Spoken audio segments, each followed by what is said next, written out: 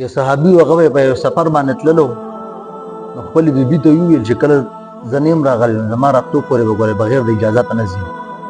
او د ده د سخر کور چې هغه د ده د کور سره نږدې و چې کله د صحابي لاړو په سفر باندې نو دغه صحابي د سخر چې و د دې د ښځې د پلار و دا بیمار شو او رسول الله صلی الله علیه وسلم ته د ښځې پیغام راولېږو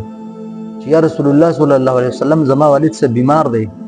او خاوند راته دا ویلي چې زما د اجازت نه بغیر به نه ځي خو څه وکړمه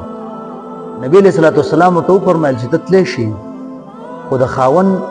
تابعداري د هغې اطاعت که چېرې تا وکړو نو الله تعالی به تاله په دې باندې ډېر زیات اجر درکړي نو هغه ښځه چې وفاتې شو لاړه بیا چې ورځې تېرې شوې د دې د والد صاحب ډېر زیات سخت بیمار شو بیا د ښځې رسول الله صلی الله علیه وسلم ته پیغام راولېږو چې یا رسول الله صلی الله علیه وسلم خاوند راته دا پیغام راکړی چې زما د اجازت نه بغیر به چېرته نه ځي او پلار مې ډېر زیات سخت بیمار دی نو زه تلی شمه د هغې خوا ته که نه شمه تلی نو نبي علیه صلات وسلام ورته وفرمیل چې که ته وغواړې نو تلی شي خو د خاوند تابعداري د هغې اطاعت چې دی دا ستا دپاره ډېر زیات ضروري دی نو هغه ښځه بیا هم لاړه چې کله څو ورځې تېرې شولې نو بیا د دې ښځې پلار چې و هغه وفات شو بیا رسول الله صلی الله علیه وسلم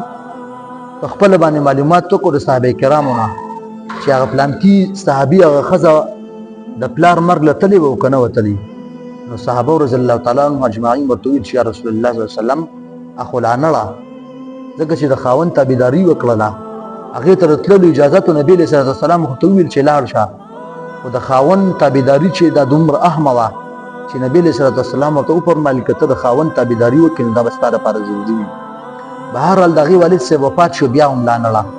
نو نبي علیه صلات وسلام ورته وفرمیل صحابه کرامو ته چې لاړ شئ او د ښځې ته خوشخبري واوروئ چې الله رب العزت ستا د تابعدارۍ په وجه باندې الله رب العزت ستا د پلار مغفرت نصیب کو